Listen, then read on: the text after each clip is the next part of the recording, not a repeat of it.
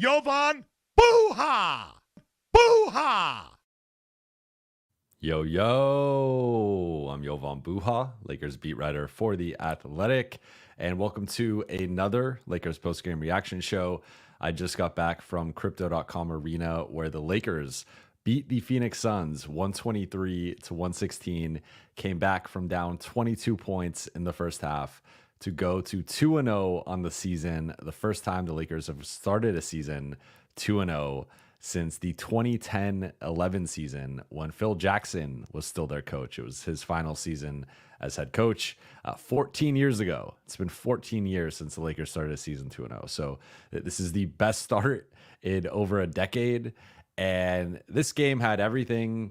Had some very low lows for the Lakers. And I would classify that as like the first 15 to 17 minutes of this game, but some very high highs, which I would classify as the rest of the game. LA completely dominated Phoenix after getting down 22, and then they cut it down a little bit. Then it went back up to 20 at the 5:11 mark of the second quarter. And from that point on, LA just decisively dominated this game and ended up winning by 7. So a lot to get into, a lot to talk about. Also, we had the Dodgers winning game 1 of the World Series with a walk-off grand slam that in the middle of the third quarter, the crowd just started going crazy. And I think it was during a stoppage in play or the ball had just gone out of bounds or there was a foul or something. And then you just hear an eruption. And we had the game on the TV, but I'm watching the game, live action and stuff. And then I look, we see what just happened. The crowd's going crazy.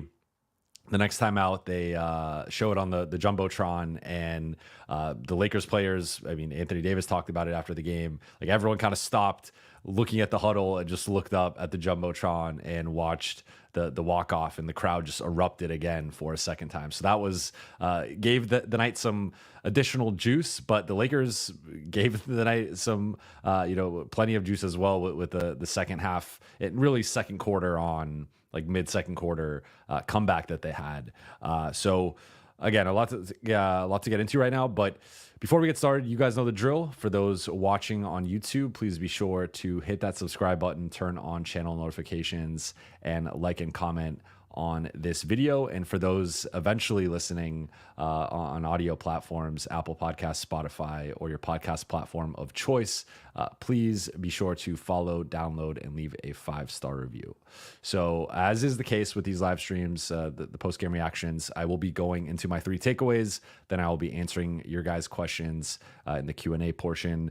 So takeaway number 1 for me was the Lakers survived their first bout of adversity.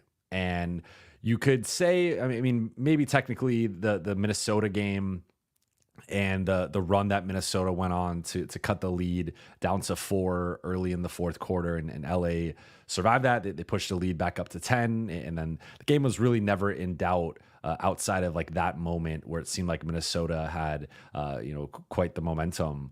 But for the most part, LA was in control of that game, and especially like once they got ahead by double digits. So that, I guess you could argue, what was their first bout of adversity. But for me, it was this game, and the way that this game started, being down 38-23, and having Phoenix put them in constant rotations, and those rotations often ended with the Suns hitting some ridiculous shots and some threes that, from guys that the Lakers might have wanted to take certain shots, ended up hitting threes in their face. And then there's just the element of Devin Booker, Kevin Durant, Bradley Beal are high level elite shot makers. And even when, like, I thought Rui played some pretty good defense on Kevin Durant, and he still was hitting tough shots on him. AD switched on to Kevin Durant and was playing good defense on him. He still was able to drive on him and hit floaters. And it was just like, that's the firepower that Phoenix has. That's why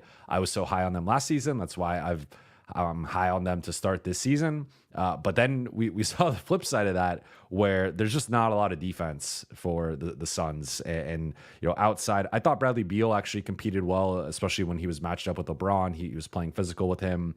And like they have guys that can get after it at least from a competitive standpoint. I think Royce O'Neal is a solid defender, but ultimately, like if your rim protection is Yusuf Nurkic and Mason Plumlee, like you're gonna give up a lot of points in the paint. You're gonna send teams to the foul line, and like the Lakers had 50 points in the paint, but they also attempted 39 free throws. So if you take away some of those fouls, like the Lakers could have easily scored 70, 80 points in the paint if Phoenix wasn't fouling them so much, which a lot of those were, paint attempts. So I mean, but again, I guess to kind of go back to the first like 15, 17 minutes, the Lakers were, turning the ball over. They had 7 turnovers early after having just 7 turnovers against the Timberwolves for an entire game.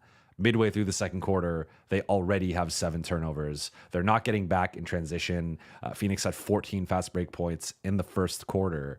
And it was just like, in a lot of cases, the opposite of what we saw against Minnesota. And it felt like regression. It felt like a step back. And it felt like one of those moments where it's early in the season, so you don't want to overreact either way. But like if you lose by 20 points at home, to a team in your division, a team that you will likely be competing with for a potential playoff spot, like that, I just think all of a sudden you start to question the defense and like or certain guys' roles within the defense, and like I think that leads to at least like a little bit of doubt and a little bit of distrust at the beginning of the season in terms of buying in and to the scheme and believing in it and all that stuff. But LA cleaned up their defense over the final 2.5 quarters. Offensively, they started feeding Anthony Davis and going to these 2-man actions, these double drag screens with Austin Reaves and Anthony Davis. And I mean, those two guys, like, I'm going to spoil it. Like, each one is one of my takeaways tonight. And like LA just dominated again for the final 2.5 quarters or so. And it was a 30-point. Like at the 5:11 mark of the second quarter, they were down 20 points. And midway through the fourth quarter, they were up by 10 points. So that was a 30-point swing in the manner of 2 quarters. And this is a game that I think the Lakers, similar to the Minnesota game, I think last year's team probably blows the Minnesota game. I think last year's team, how many fake comebacks did we see? Now, we did see, I will say that there's something about these Lakers-Suns games, particularly early in last season, where Phoenix gets up big, the Lakers make a comeback, and then when it gets into crunch time, LA out-executes them and wins. This one never really got into like a crunch time situation. I guess Phoenix technically got within like 5 or 7 at one point. Gabe hit a big 3. LeBron hit some big 3s.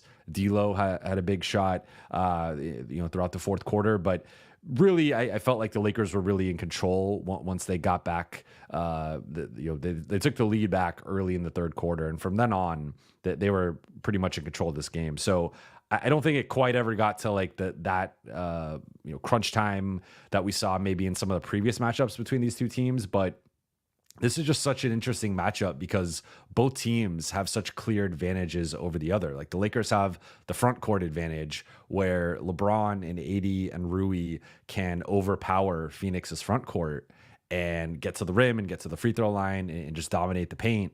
But then the Suns also have this perimeter advantage where the Lakers just don't have the defensive personnel. I think, well, obviously when Vando's back, that will help, although that does come with, a bit of a step back offensively and just in terms of comparing him to like a Rui or whoever he's replacing in potential lineups. But Lakers, I mean, Max Christie has had a couple of rough first games here. And Gabe Vincent, I think competes well defensively and he had 3 steals, like is an effective defender. It's just he's 6'1", 6'2". So like in terms of wing defenders, Rui and LeBron, I thought were competing and trying, but I mean, this is just a certain caliber of, I mean, there's a reason why these guys are like 3 max players for Phoenix. So it's just kind of an interesting chess match there of Phoenix's perimeter firepower and their ability to get you in rotation. And JJ talked about them bending the Lakers defense and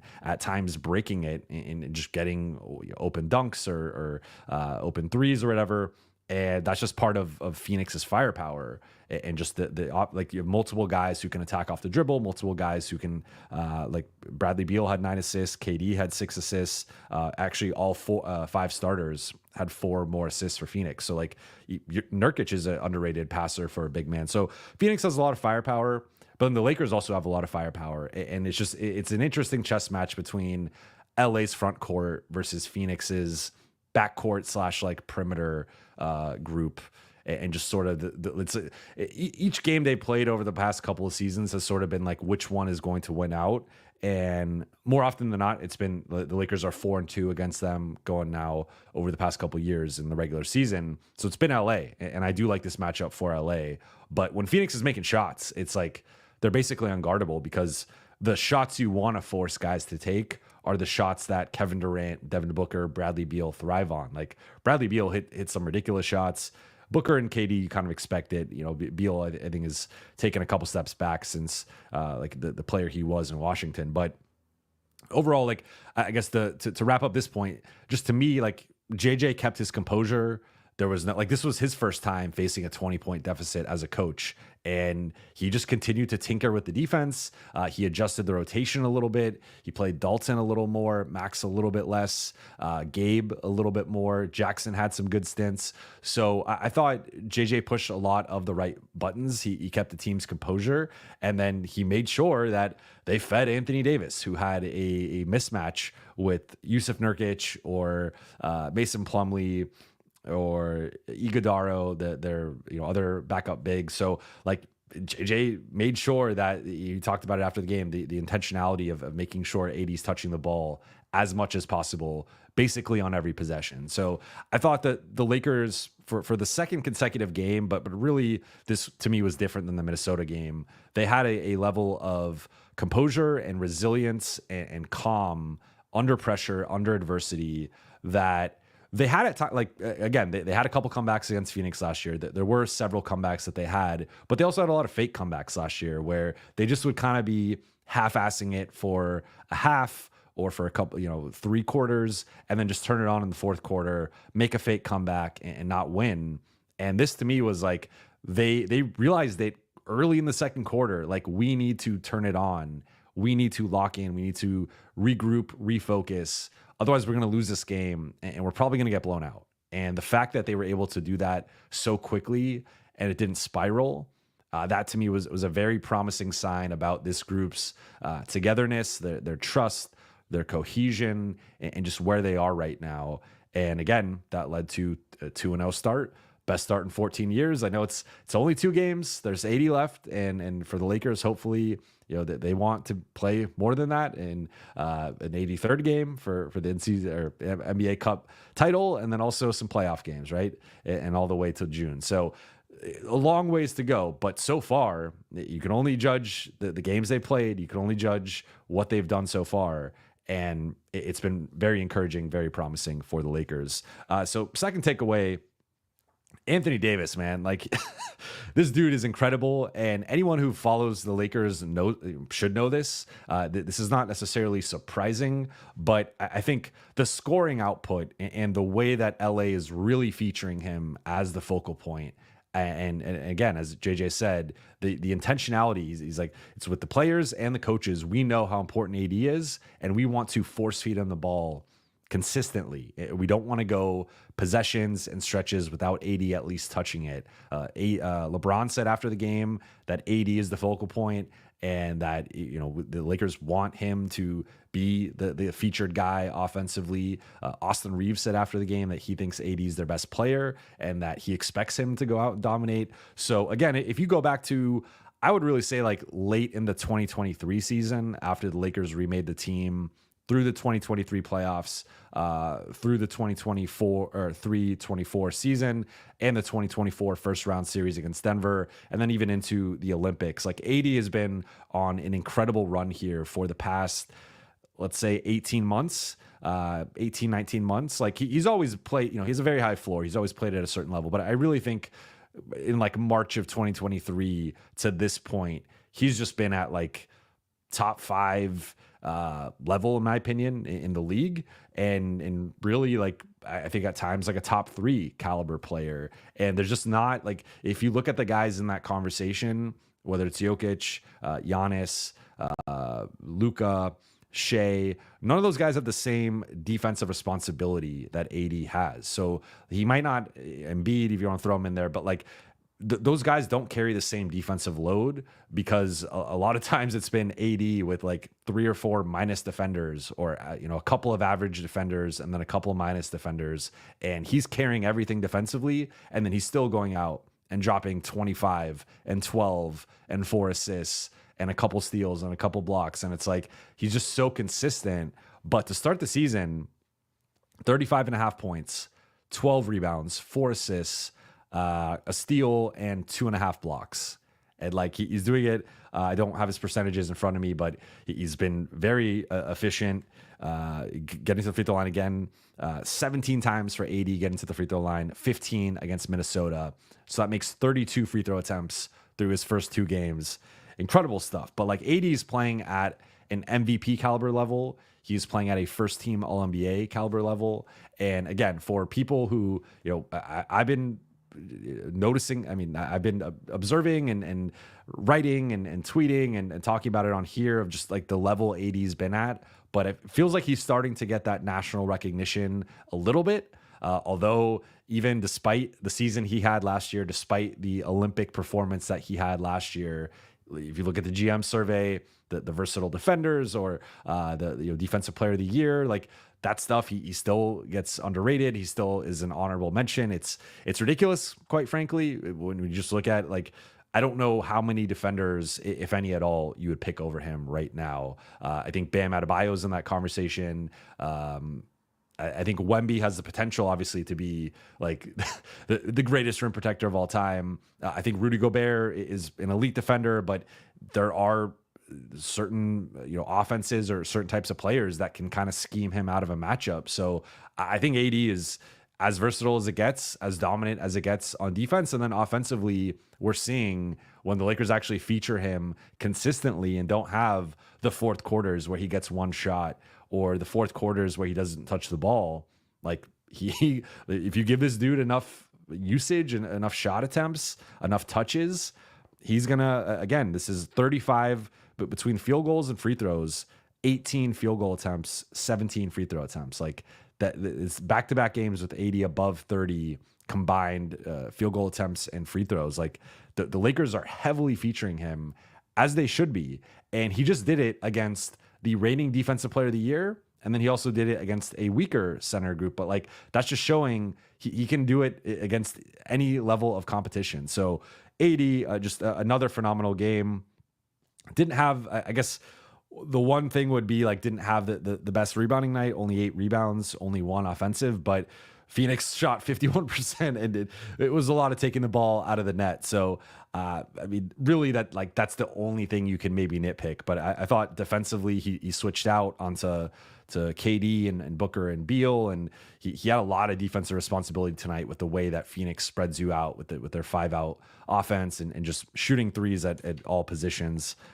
It was a tough defensive assignment. So, again, AD's a remarkable start to the season. I think that he should clearly be like in that MVP conversation. It's got to sustain. The Lakers probably got to be a top 4 or 5 seed for him to really get that consideration. But I think that there's kind of been a passing of the torch here. And LeBron will always be LeBron.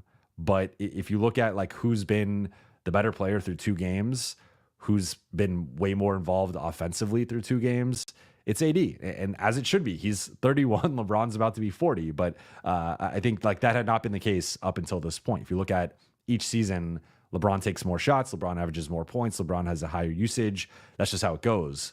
But it does feel like there's finally a shift offensively in with the Lakers' identity. And then the final thing to me was Austin Reaves.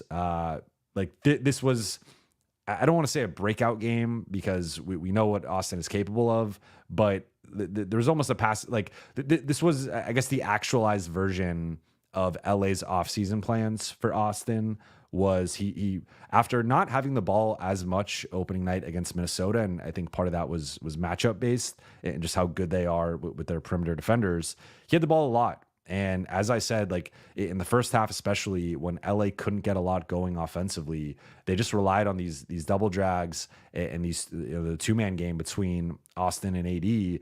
And Austin got downhill and was able to find the cracks in the Suns' defense and get AD the ball and get him going.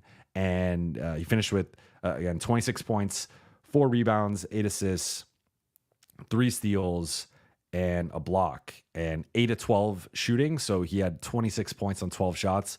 That's basically as efficient as it gets. 5 of 7 on threes. So his 3-point shot started falling after it hadn't been falling in the preseason. And 5 of 6 at the free throw line.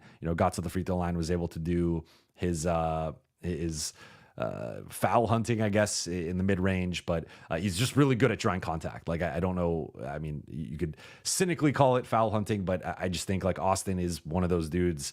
He went to the Trae Young, James Harden Dark Arts Academy for foul drawing. Like he's just really good at it. And there was a stretch last year where he didn't get it to kind of close the season, but outside of that, for the past couple of years, Austin has been excellent at drawing fouls. But to me, like, I mean, the Lakers shifted the offensive responsibility a lot to Austin. And what's interesting is I talked about on my 5 lessons that I did from the opener, the rotational shift between Austin and D'Lo in terms of the substitution pattern, and Austin actually playing more with AD now, and D'Lo playing more with LeBron.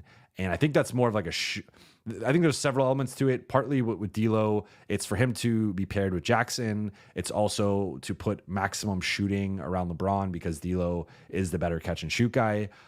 So also just giving LeBron some help in terms of another secondary or primary ball handler. But the AD Austin 2-man game was incredible tonight. It was awesome, and it really sustained the Lakers' offense during some tough stretches. And I think it's something that we could see more of. I think like we've already seen the LeBron Austin 2-man game work at a very high level. We know the LeBron AD 2-man game works at a high level. D'Lo and AD have their chemistry, but Austin and AD, like we've seen it obviously, but I felt like they really spammed it. And that's something that the Lakers, I've been very encouraged by with the coaching staff, is like, if something works, they will continue to go to it and they won't shy away from it. And it's like, if we score on you this way, we're going to try and score on you that way again. And we're going to try it again. And then we're going to try it again. And like, you have to figure out how to stop us rather than, okay, we tried this, it worked. Well, they're going to know it's coming. So like, let's try something else here. And that's how a lot of coaches operate. But JJ and LeBron actually talked about it on the Mind the Game pod of like, if something's working, like keep going to it, keep spamming it, just go over and over. And that's what LA has done with several actions over the first couple games, but especially that double drag series with Austin and AD. So Austin, he got banged up. He's got this leg sleeve, which I'm not quite sure. Like anytime he's got a sleeve, I'm a little concerned with like what that means. But he took a shot to the face. It looked like he tweaked his ankle or his leg at one point. He played through it. Like he's just a gamer, and he continues to find outside of like 26 and 8, yes, but the couple steals or 3 steals.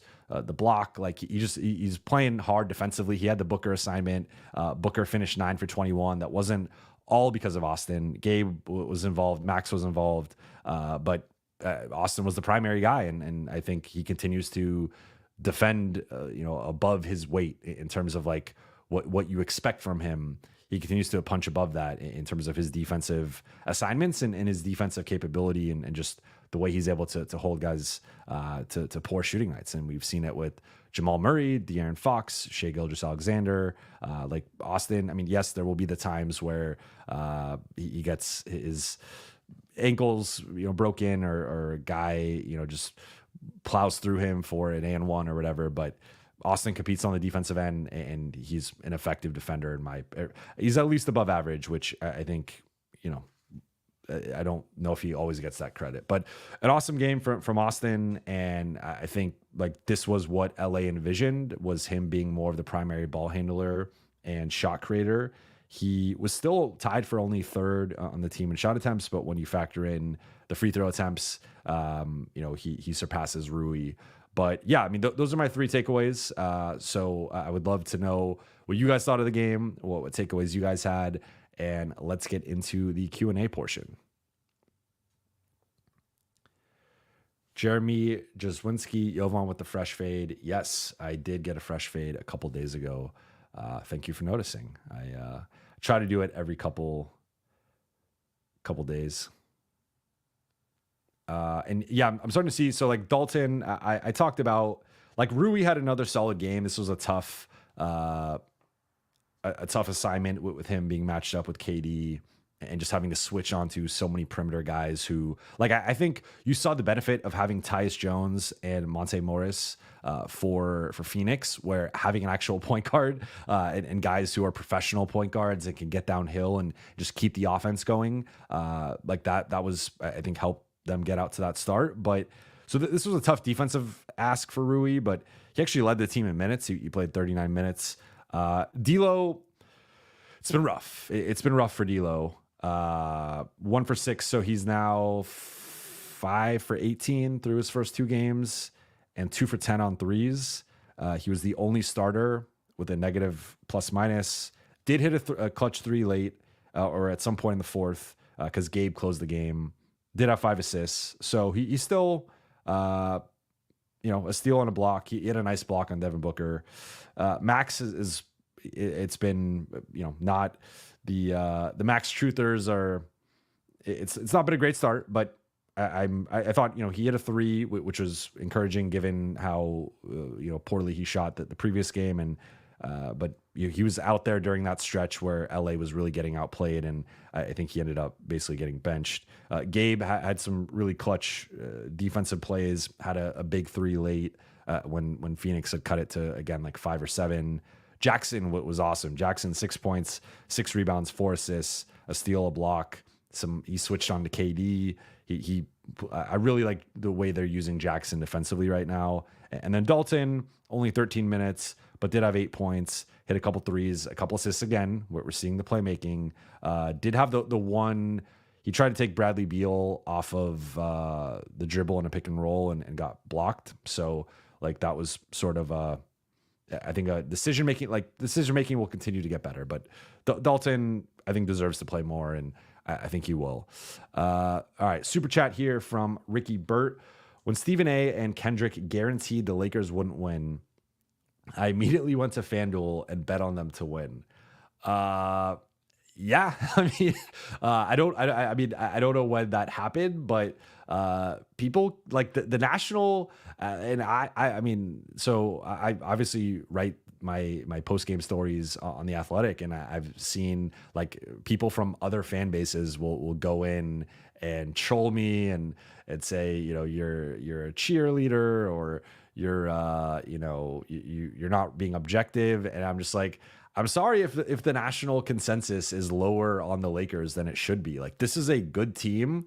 I'm almost wondering through the first couple games if I was too low on them, and maybe this is a group that like will be the 3 or 4 seed. Obviously, they got to stay healthy, and that's the biggest thing. Is like, can LeBron and AD stay healthy for the next 80 games? And we have multiple seasons prior to last season that indicate they probably won't, and that's like the one concern with this team. But if this team's healthy, they're going to win 50 games, and they're going to be competing for a home court spot, in my opinion. And like my view of the Lakers has only increased since training camp and the preseason started. I'm only growing more bullish on this team. So yeah, I mean, people like it was tough early, right? Like it was certainly like you saw the floor of the Lakers with the transition defense, the ineffectiveness offensively, and not generating good looks consistently. You saw the perimeter defense was definitely concerning, and that is something that, like, the matchups against Phoenix, Boston, Oklahoma City, these teams with that take a lot of threes, have a lot of perimeter firepower, play 5 out, can drive and kick. Dallas, I would throw in there as well. Like, those are going to be tough matchups for LA because they don't quite have the defensive personnel to fully match up with those teams, but they also have the interior and front court advantages over maybe not. I mean, I would say against Boston, I would say against Dallas and obviously Phoenix. Oklahoma City with Chet and Isaiah Hartenstein, like that's going to be interesting to see how that kind of looks defensively. You could also put Dort or J Dub at the 3. So like Oklahoma City, maybe not. And that's why I think they're going to win 60 games and be the 1 seed. But outside of Oklahoma City, I think the Lakers, like some of these elite offenses that have a lot of perimeter firepower, I think they will give the Lakers some trouble. But I think the Lakers are, to me, like the Lakers stock is only going up right now. Okay, let's see. Daniel Smith, fluke 2-0 start. You'll see tomorrow. So this is the thing. If the Lakers lose tomorrow against Sacramento, I think any reasonable, I think if you ask the Lakers and gave them truth serum, I think if you are asking the fan base, like I think anyone would take a 2-1 start to the season, especially the manner in which they just beat Minnesota and Phoenix and like dominated them for stretches and looked like the better team. In my opinion, Sacramento is the worst of those 3 teams. They're certain, I would argue, the worst defensively, and just like I look at them as more of a play-in caliber team. I mean, they didn't make the playoffs last year. I look at them as a play-in caliber team, and I do like the DeRozan addition, although it doesn't help the defense, and he technically doesn't help the shooting. But you know, obviously, I think he's helps them in crunch time where they can be kind of hit or miss. Although De'Aaron Fox is one of the better crunch time players in the league. You know, they have had some blown leads and some bad losses and stuff like that. But I like if the Lakers lose to Sacramento, I'm not gonna overreact in terms of like saying that this start was a fluke or like it's a back-to-back. And this isn't a team that they're not quite older, but their 2 best players are older in AD and LeBron. And LeBron said he is going to play, so that's something that was probably worth noting. And LeBron had said, I didn't really talk about LeBron. 17 of his 21 in the second half, 3 assists in the fourth quarter, and I thought made some big plays. So like it's been a quietish start for LeBron. But he was more efficient tonight and had the 8 assists. So like, I'm going to be patient with LeBron. He's almost 40, year 22, coming off the Olympics. I know he's said has felt great, but he has not looked great to start the season. But I'm not going to overreact. But still, with the Sacramento thing, like if the Lakers lose to Sacramento, I think I still view the Phoenix and Minnesota games as more telling as to like who this team is, who they can be. And Sacramento's been a tough matchup for them. It's the second night of a back-to-back. And yeah, so I don't, you know, you call me crazy and say that it's a bad, I mean, obviously it's bad to lose any game and the Lakers want to go 82-0. JJ Redick said as much that like he does not want to lose a game as head coach, but it's inevitably gonna happen. But I will say, if the Lakers can find a way to grind it out tomorrow and win and go 3-0, like that's a very impressive start to the season. And then they're going on that 5-game road trip that they got coming up. So yeah, I mean, I don't want to overreact either way. And I'm still, again, I'm still trying to keep the same view on the Lakers. You know, if anything, it's increased a little bit, but I don't, if they lose tomorrow, it's not the end of the world. It's not doom and gloom. Like they're going to be fine either way. Bhareth Ram, thoughts on Braun saying he plans to play all 82 games. I know he's a demon, but we need him as fresh as he can be during April. So my thoughts on this are, like, what do you want LeBron to say? That I'm not going to play in all 82 games, that I'm going to rest on back-to-backs? Like, I think he's smart enough to have seen the backlash that Joel Embiid has been getting over the past, couple weeks or week or whatever. And I also, like, LeBron has always stated he wants to play in every game. LeBron has been anti-load management.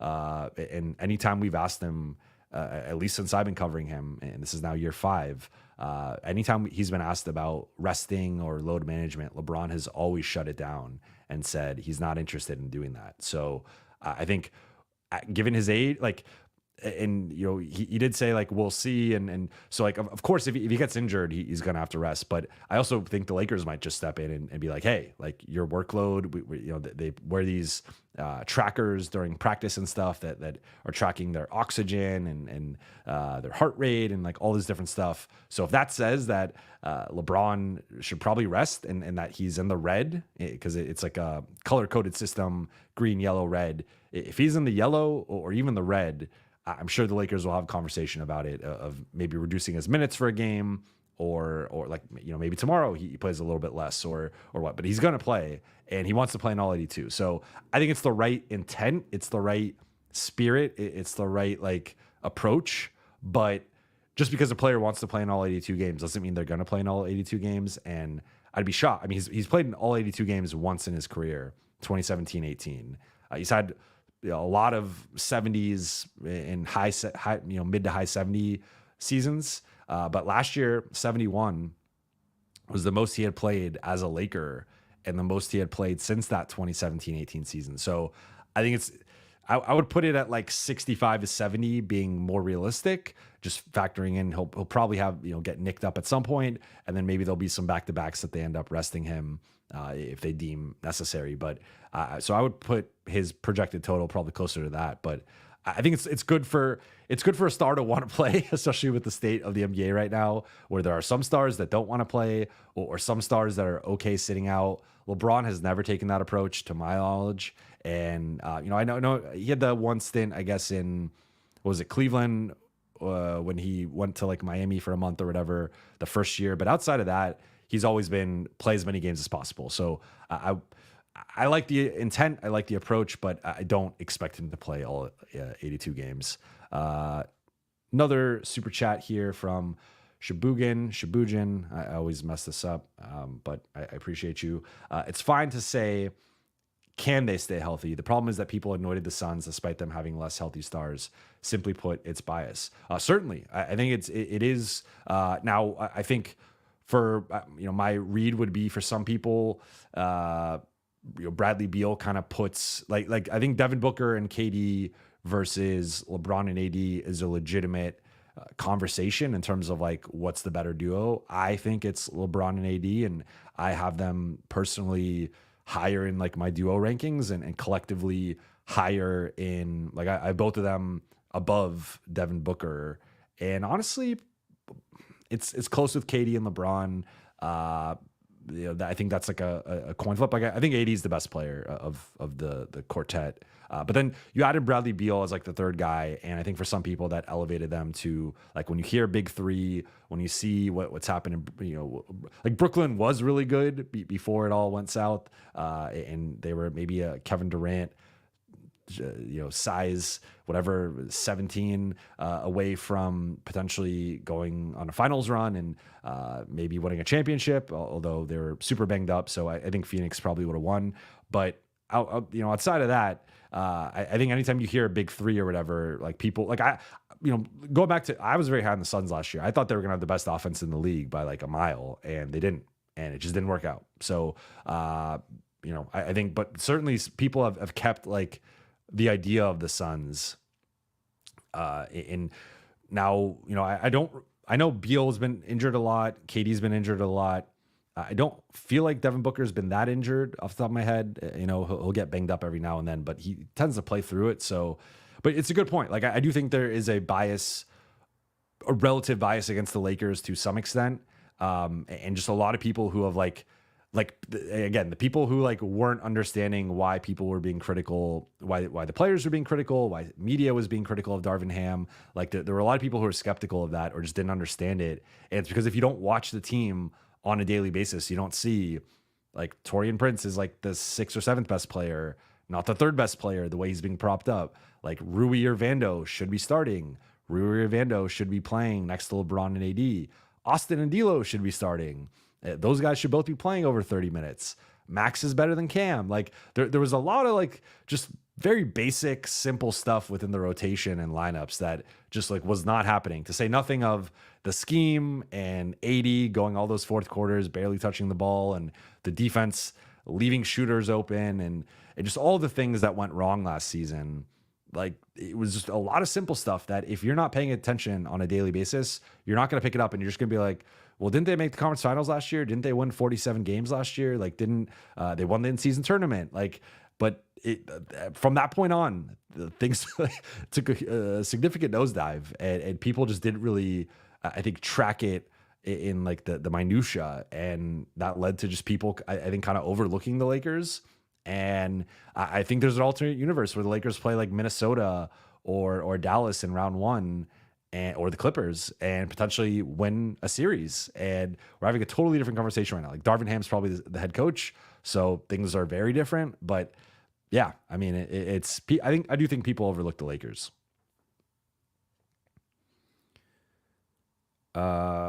Henry Kellen, have these two games changed your projected record seeding? So my projection was 49 wins and 6 seed. I probably bumped them up to 5. I still think that I don't want to overreact. So I do think there's a top 4 in the top 4 in the West of Oklahoma City, Denver, Dallas, and Minnesota. While Denver and Minnesota have not looked, kind of up to expectation to start, I think Denver, they have a new starting lineup, a new bench unit. Minnesota obviously underwent some significant changes with Julius Randle and Dante DiVincenzo. So I want to give both those situations time before I knock them down a peg. But I'm willing to say that the Lakers, I'll bump the Lakers ahead of the Suns, who are my 5 seed. So right now, I guess maybe I bumped them up to 5 and like 50 or 51 wins. So like, yeah, I guess an extra win or two and an extra seed, but I don't want to make like grand, sweeping changes quite yet. I want to give it a little bit more time to just observe and evaluate. But so far it's been like, the Lakers could be the 3 seed. Like they could be the 3 seed. I would not be like shocked at that anymore. Maybe like a few weeks ago, I probably would have been shocked, but with the way that they've looked, if they stay healthy, it's a big if with this group, but if they can, I think they're capable of it. Let's see. For iFu, you're going to stream tomorrow? Yes, I will stream tomorrow as well. I will have to write, so probably a little bit of a shorter stream tonight. I just did some new stuff, but yeah, Alvin Nelson, 80 has never beat Sabonis either. Like that's a good point. Well, they beat them once, but I don't remember if Sabonis played or not. That might have like screwed up that record technically. But yeah, Sacramento 7-1 against the Lakers over the past 2 seasons. So this has not been a good matchup. Fox gives them problems. Sabonis gives them problems. But it's also I'm interested to see how JJ navigates that, and like, does he approach it in a different way? What are his adjustments schematically or lineup? Is it more Jackson Hayes and them trying to go double big to really overwhelm Sacramento inside? Because the thing with Sacramento is like, they're not good defensively. Like, Sabonis has actually held his own relatively well against AD, but like, that's not a good defensive team. So Lakers will be able to score on them. It's just a matter of, can they score so efficiently and hit so many threes? Because this is a group that can easily hit 15, 20 threes on you and get to the free throw line with Fox and Monk and DeRozan and Sabonis. So like, they can match the Lakers offensively for at least a given night.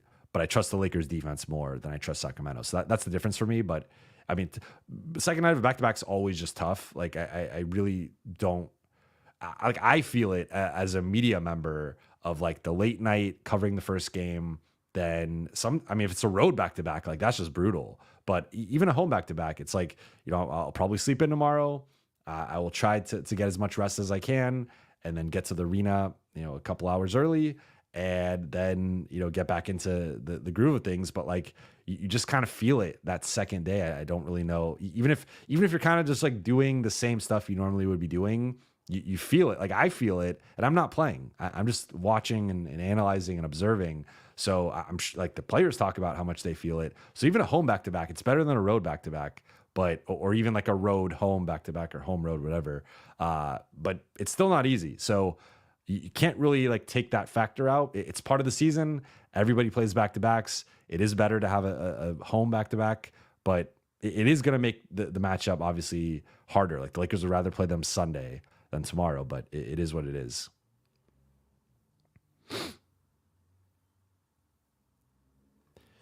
Schmidt-K, originals. Finally, LeBron can have quiet games and the Lakers win. It's ideal. Yeah, I mean, that's been a really a development, honestly, going back to last season. So I don't want to say like that this wasn't already happening with AD and Austin and D'Lo and Rui all stepping up, especially in like the second half of last season. But yeah, I mean, the Lakers don't need LeBron to have a big game, which was basically, not the case for the first 4.5, 5 years of LeBron being a Laker. So, excuse me. Seeing some D'Lo stuff, like, we'll have a D'Lo conversation at some point. We'll see how he plays tomorrow against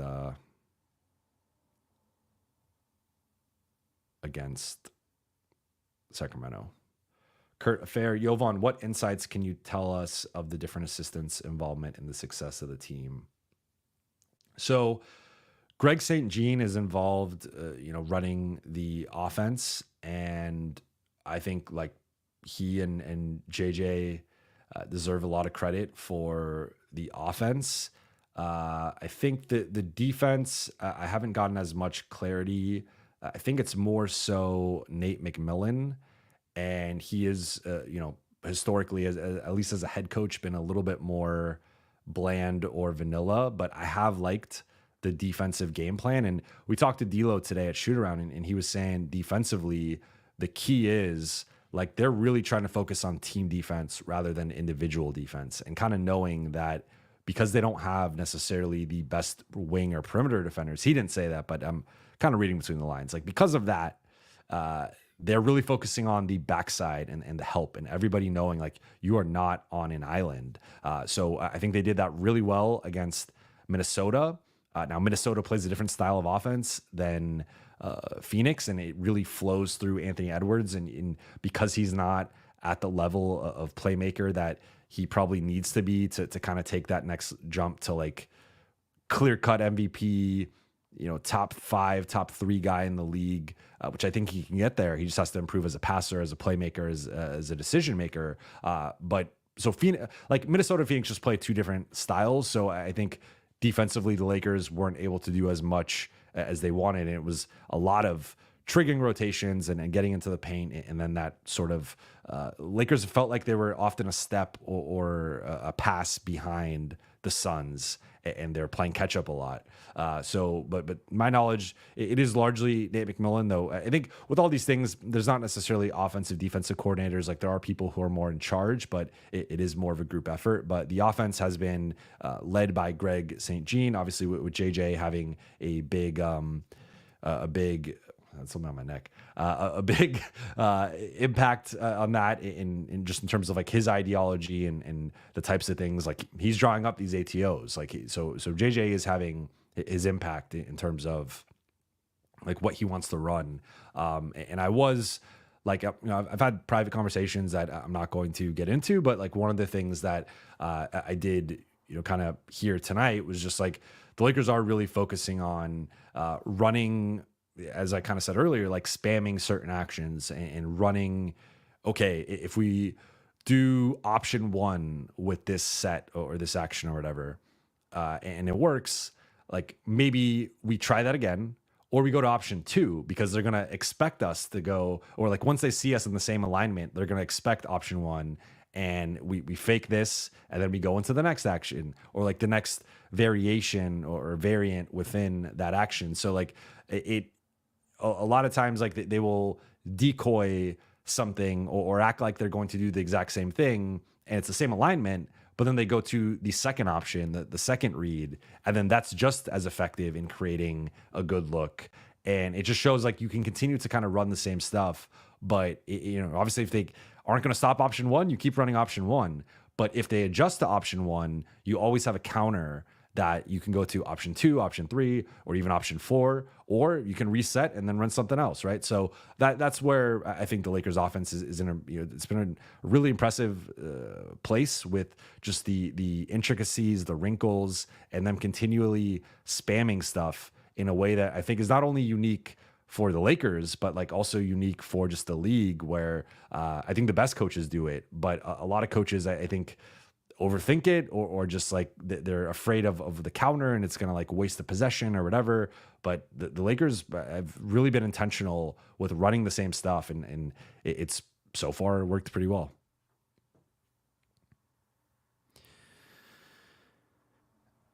Chris Hernandez, your realistic trade targets this deadline, and do you even think the Lakers try to trade players or trade for? It's a really good question. I don't. I think we need more time to kind of see like which guys become available. Like I think Walker Kessler is a name that the Lakers have been interested in that I think would make a lot of sense and would allow you to either start a 2 big look or probably more realistically bring him off the bench and then play 2 big shifts and then in certain matchups close with 2 bigs.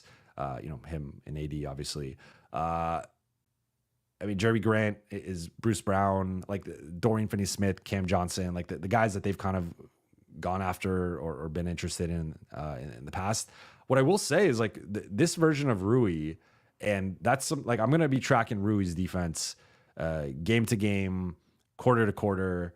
And when I'll watch the film tomorrow, we'll watch the film on the Sacramento game and probably do a video next week on like my lessons from over the weekend. But like Rui, I mean, offensively, I think Rui is playing with aggression. He's attacking the rim. He's taking shots when he's open. I think he's found a really good groove and rhythm as like the third or really more fourth option, but sometimes third. And he goes through those stretches where he gets really hot. But the defense to me is like if Rui, obviously you want a better like small forward defender and whether that's or forward defender, whether that's Vando or whether that's another player that the Lakers trade for, you still want that option because there's going to be some matchups where Rui struggles or if it's like the Denver series and he's not being effective offensively, then maybe you go in a different direction. But with the way Rui's playing, to me, he's kind of a guy you probably got to keep. And even if you end up shifting his role more to like a 6-man or like a bench guy, I still think the production and the efficiency and the effectiveness on both sides of the ball, that's a guy I would want to keep. I mean, naturally, I think the guy you probably move is D'Lo. He has looked out of place for stretches over these first couple games, like with AD and LeBron, and now Austin kind of taking that number 3 spot in the offensive hierarchy.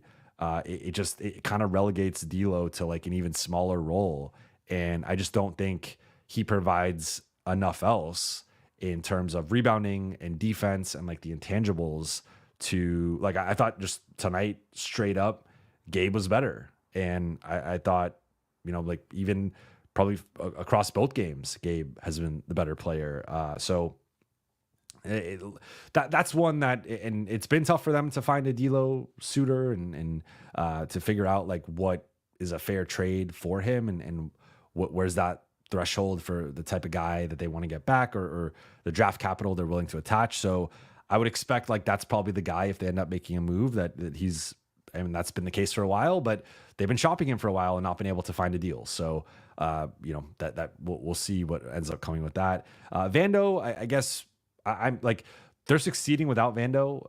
Now you could look at it one of 2 ways, right? Like you could look at it like, imagine putting Vando in this with his defense and the athleticism and the length and the rebounding. But you could also look at it like, is Vando like, are they kind of fine without him? And is he maybe more expendable if you attach a pick or a protected pick or whatever? Like, can you get a better rotation player? Or maybe you package Vando and D'Lo. Gabe, I think is, at least for Gabe, like he's rehabbing his trade value. I don't think he's gotten it back to like where his contract is. But if Gabe plays like this, you also have a similar conversation to Rui of like, you could trade this guy, but he's also living up to his contract. And like, you kind of want a guy like Gabe because guards who can shoot and be secondary ball handlers and play good point of attack defense at either backcourt spot, those are valuable, especially next to LeBron and AD and Austin. Like the Gabe Austin pairing has been really good so far. So I would say it's probably D'Lo and then Vando in terms of like guys most likely to get moved at this point, just kind of reading the situation. I'm not reporting anything for anyone who wants to aggregate this, so please don't aggregate. I'm just kind of giving you my read of the room here. It's very fluid. It could obviously change. Someone gets injured, like LeBron gets injured. Lakers need D'Lo, and maybe they can flip him for a scorer, but like or like a different scorer. But yeah, it's so I think it's a little too early to kind of know who's going to be available. Guys get injured, teams change situations, they underachieve, they overachieve, they take guys off the market, they put guys on the market. A lot can change in the next couple months. Really, trade season starts mid-December, but we're really into like early January. So I think the Lakers are at least a couple months away from doing anything. But if they do, I would expect D'Lo to most likely be the guy. Part because of the past of them, they've been trying to trade him going back to last summer, but also because of just the way he's looked so far in the starting lineup. And I think if Austin's the primary guy or more the primary guy, you probably need a more defensive-minded backcourt player.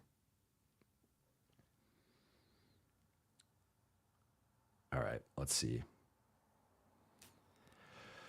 Sky Falcon 5, thoughts on AR Connect backcourt? Doesn't have to be starting. I liked it. I liked it in the preseason. We saw it a couple times. My one thing is like the defense, and granted, D'Lo and Austin has defensive concerns, but at least with D'Lo, he's bringing a level of ball handling and playmaking. Now he has been relatively marginalized in the offense, so we're not necessarily seeing that, or at least we didn't see it tonight as much as usual.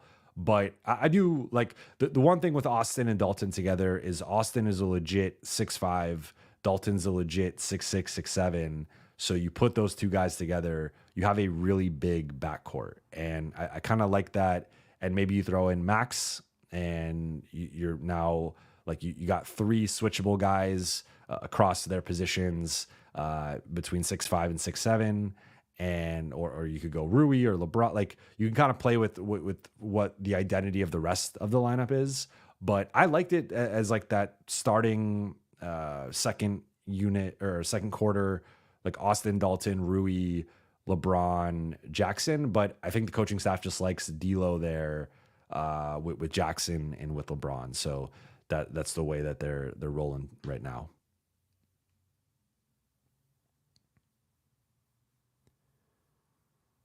Okay, let's see.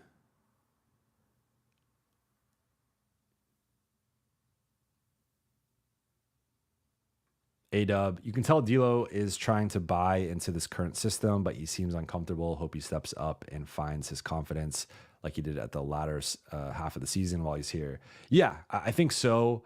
I think, and I will say with D'Lo, I've been I would say pleased, maybe impressed, but impressed, sure. Like with his defense, like I think he's generally trying to do the right thing, and he has certain physical limitations which limit his ability to be an effective defender in certain matchups. Like he's not going to become more athletic or become quicker or faster, just because he's trying harder. I guess technically, I guess you can if you're really locked in and just going 100 miles an hour. But like there's just a limitation there of D'Lo matched up with certain guards. Like those guards are just going to have an advantage. That they're quicker, they're more athletic. In some cases, they're bigger or they're stronger or whatever. But I think he's generally tried to do the right stuff defensively. He's bought into the system. He will have his mistakes. I would like to see him be a little bit more aggressive as the low man and as the weak side help, and foul someone, go for the block, and I think sometimes he kind of just gets out of the way or doesn't make contact, and whereas you see a guy like Gabe or a guy like Max or Austin, like they're gonna go swipe at the ball and like make contact, and they're either gonna poke it loose or they're gonna foul. But either way, they're being aggressive and like trying to make a play rather than just sort of like matadoring it and letting the player get a layup or a dunk or you're kind of out of position now and maybe they missed the shot. Maybe you do semi-contest it or they're expecting a contest and that kind of throws them off, but then they get the offensive rebound or one of their teammates gets an offensive rebound. So I would like to see him try and be more of a playmaker on like the back line when he's in those positions. But I would say like D'Lo's been pretty bought in. I feel like defensively, it's just been offensively, like with the way Rui's cooking, with the way Austin has been empowered, and then you still have LeBron and AD doing their thing and being just high usage superstars. Like D'Lo's kind of become the fifth guy offensively, and I just don't. This is why, like, when I have talked about potentially moving him to the bench, like that to me might just, like, I don't know, start Gabe or start Max. Max has not had a good start to the season, so I don't really see him playing his way into that role right now. Like maybe it would be starting Gabe, but I just think D'Lo needs to be more in lineups where like he can play free and play D'Lo ball. And I just don't know if that's with the starters anymore with the current priorities of like they are really trying to get Rui and Austin involved, and it's come at the expense of D'Lo. And unless they shift that, which they're winning, and there's no like they talked way more about Rui and Austin all off season, and sometimes that stuff doesn't matter, but sometimes it does. And I do think based on like they were like, we want AD to be the playmaking hub, we want him to be the focal point. That stuff has happened. We want Austin to have the ball in his hands more. That happened in the preseason. It happened tonight. Didn't happen as much against Minnesota, but that seems more like a fluke than anything. We want, we believe in Rui. He's part of the young core. Like we think he could do a lot on both ends. That's been the case so far. So like D'Lo was never really mentioned. There was the one time where JJ said he wanted him to have a career year, but he didn't even really get into specifics. And he was actually talking more about like defensively. And I actually think D'Lo's kind of having a career year defensively through the first couple games, and has been consistent on that end. But there was no mention of like, we want D'Lo to recreate what he did to close last season. Like he's never really been talked about in those terms. And I could be wrong in my read on that, but like I've been at every press conference, basically for the most part, other than a couple preseason games I missed. So like there's just not been a lot of talk about D'Lo. And I feel like just looking at how things are playing out, he's kind of being marginalized here. And if that's the case, I do wonder if he's more impactful off the bench, where it's like, go be D'Lo for 20 to 25 minutes rather than be this like, muted down version of D'Lo for 30 minutes as a starter. But you get to start. Like, I don't know what's the more effective route there. To me, it might just be, you're going to play a little bit less. You're going to come off the bench, but you're going to get more shots, more usage.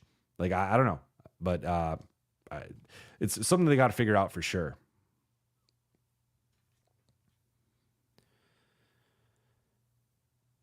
Valanciunas. So Ray said Valanciunas has been coming off the bench in Washington. Maybe Valanciunas is another guy.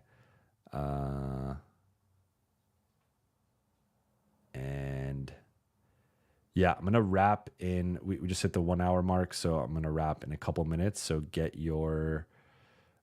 Yes, Westwood brings up a good point. AR and Rui are under contract for way longer, real commitment. I mean, that's been the other thing. Lakers have not been committing to D'Lo contractually. Like, they technically did with the 2-year deal, but that there was an opt out for both sides, really, in terms of him having the power to get out of it, but then also him waiving his no trade clause, so the Lakers could trade him if they wanted to, and then. Rui's under contract for multiple years. Vando's under contract for multiple years. Austin's under contract for multiple years.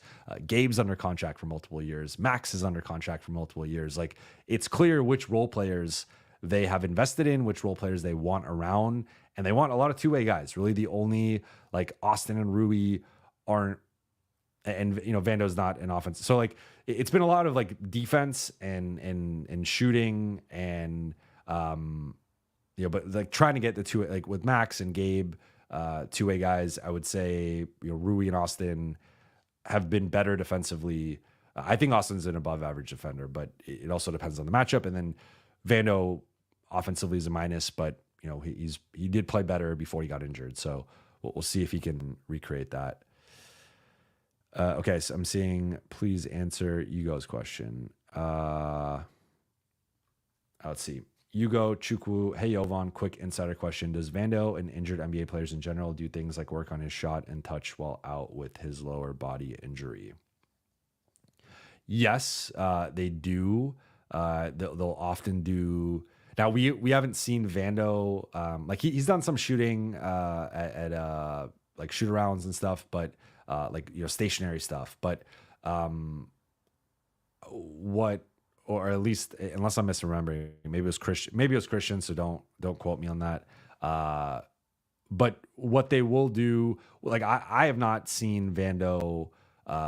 When we go to practices, he's always in street clothes or like, practice stuff, but like to the side. But stuff that they'll commonly do in these situations is just like have one player with one assistant coach, or typically it's a lower level like player development guy, and they will just take shots or just do kind of sort of like when you're rebuilding your shot and you're not even jumping, you're just like standing under the basket and shooting, and then you start to progressively kind of come out, like that type of stuff.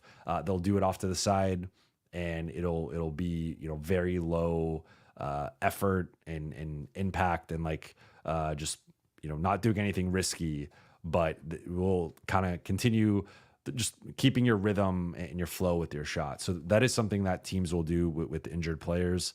I haven't seen them do that with Vando. I would assume they are doing that, and that's probably something worth following up on.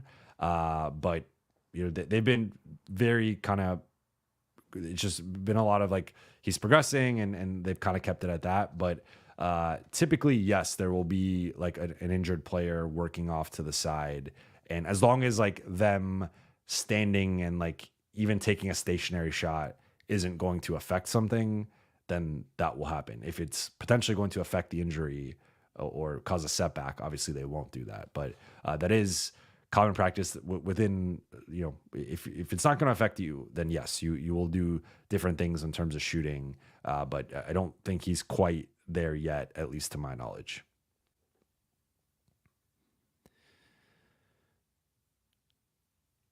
So I'm seeing like, yes, so what I was trying to say with D'Lo is like, I think I'm seeing some stuff about D'Lo's defense. Like, yes, he was targeted and he was scored on. So, but I don't think that's necessarily his fault. Like, I think that's more of his physical limitations. So like, it still makes him an ineffective defender and a negative defender. I'm not arguing that D'Lo is like a plus defender or even an average defender. I don't think that. I guess my point is, I think he's trying, which is like sometimes with him half the battle, and he's at least bought in and trying on that end. Now, does that make him a stopper? Does that mean guys are not going to score over him or like blow by him? Like, no, that still is going to happen, and teams are still going to target him. Especially, depending on who else is on the floor. But my point was like, he's at least competing and trying on that end. And again, it doesn't mean he's always effective, and teams will score on him and will target him. But I guess I've been more pleased with like the effort and him trying to at least compete, where there were times last year and the season before where he just kind of, is focusing on the offensive end. So that was more so my point. Adam Hurley, I'm starting to think Redick's a good coach. Yeah. I mean, he's coached his ass off so far. There's really no other way to put it. Like, this is about as good of a debut as anyone could have drawn up. And long season, 80 plus games remaining, but yeah. BC, LA sports teams have won 7 straight. It was a great night for LA sports. I don't know if any of you went to the Dodger game. I don't know if any of you went to the Laker game. I don't know if any of you went to the USC game. There was a lot of stuff going on in LA. The traffic actually wasn't, I didn't really like deal with this. Like, people were saying you got to leave super early, the traffic's gonna be crazy. Like, that didn't really affect me, but great night for LA sports. Great, couple of days for LA sports. A-Dub, Phoenix was cooking everyone during that first quarter. Yeah, I mean, like, AD got cooked in the first quarter. Like, it was everybody. It wasn't just D'Lo, but obviously he was a part of that. Sky Falcon 5, except the Clippers, but they don't count anyway. Yeah, they're okay, I'm gonna do 2 more questions, then I'm out of here. Barath Ram, thoughts on Hayes? He's been excelling in this role. Switching on guards, running, roll into the basket, simple but effective. Yes. Jackson, so a lot of times, like right now, for example, I'm coming off watching the game live. I'm sitting in a baseline seat, so I don't always have the best angle for things. Sometimes I'm actually just like looking up at the Jumbotron, watching the game to try and like understand it better, because sometimes from the angle of where we sit, Like very much a first world problem. I acknowledge that I'm sitting like third or fourth row technically, but because of where we are, we're kind of at an angle, and the basket will sometimes block like half the court, or at least on like the side of the court that we're on. So sometimes I'm like just watching the game up there, but like I'm not able to digest like I'm taking notes. I'm trying to do my best to be like locked in and understanding like where someone is on the floor in terms of spacing and like all that stuff. But it can be hard to do that. I have a much clearer picture after I go back and rewatch the film, which I will do tomorrow, and then report back to you guys, I guess tomorrow night with the live, but also on Monday. So my point being was like, I think I didn't give Jackson enough credit with the Minnesota game, but after rewatching that, like, yes, there's times where a Naz Reid or Julius Randle could go through him or whatever, because he is, so slight in terms of his physical stature. But Jackson has been competing, bought in, defensively. He's been, something that I talked about entering the season was I felt like they were going to use him as almost AD light in terms of like, around the elbows. Like Jackson's an underrated passer, so the dribble handoffs or the feeds out of the short roll, like he can do all those things. And obviously he's not AD. He's not going to be attacking the basket like that.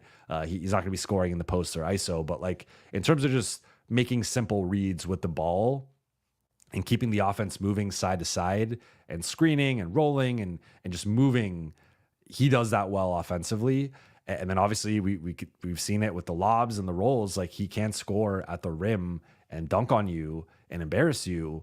And then defensively, like as a rim protector, I think that's like my biggest concern with Jackson's. I think he fouls a lot or guys just go through him. But when he's on the perimeter and he's using his length and athleticism, like he can be really effective. And I thought he switched on to KD well tonight. I thought he's been disruptive, hedging and trapping and playing up to touch, and then also rotating with his length. And I have liked the minutes with him and AD. So I think that's something that Lakers also went away from that zone that they've run throughout the preseason and then against Minnesota. So we didn't see that tonight. But Jackson has been, I think, the unsung hero off the bench of like, he's given the Lakers some really good minutes. And tonight, again, 6 points, 6 rebounds, 4 assists. Like that's in 17 minutes. That's solid. That's really solid.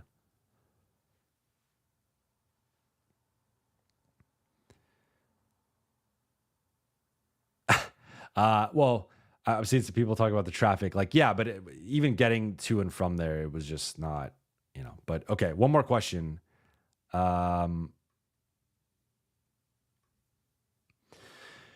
Jeremy Jaswinski, Jovan, what's with the coaches in Lakers wearing the dunks? So this might be a story idea for me that I have a couple story ideas that I'm considering with different like aesthetic things with the team. I don't know if you guys have noticed, but the court is a different color.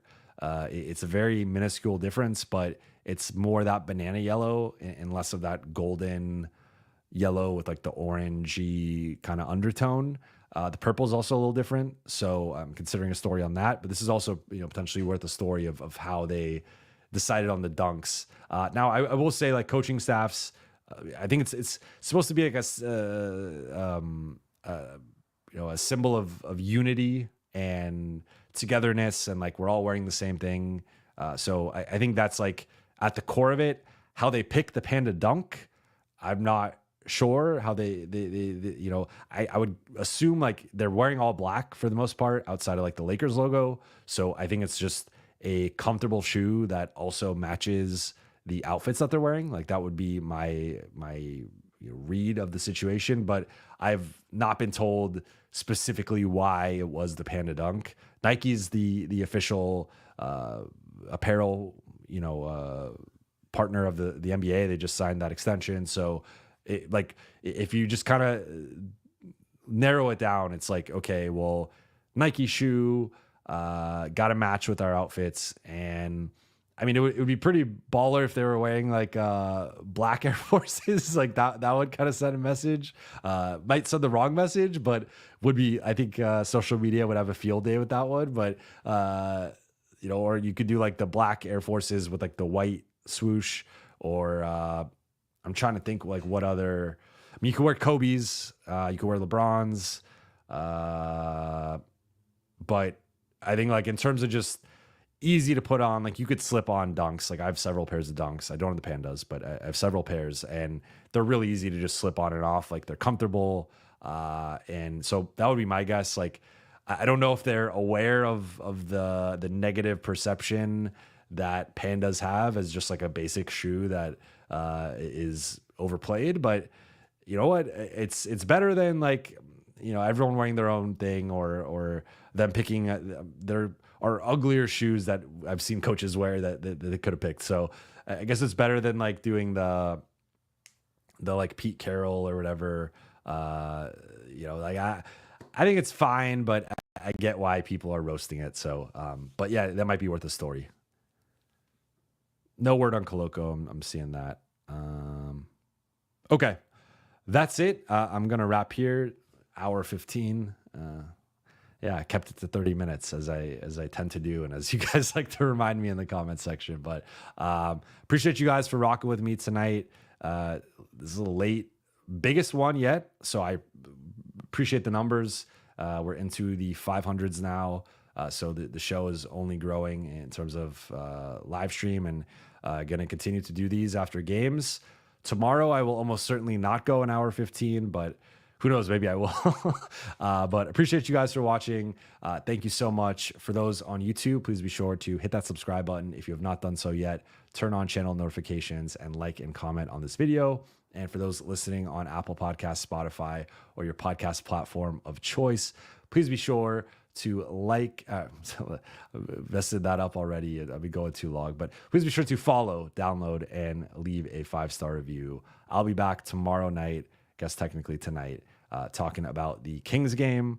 I will talk to you then.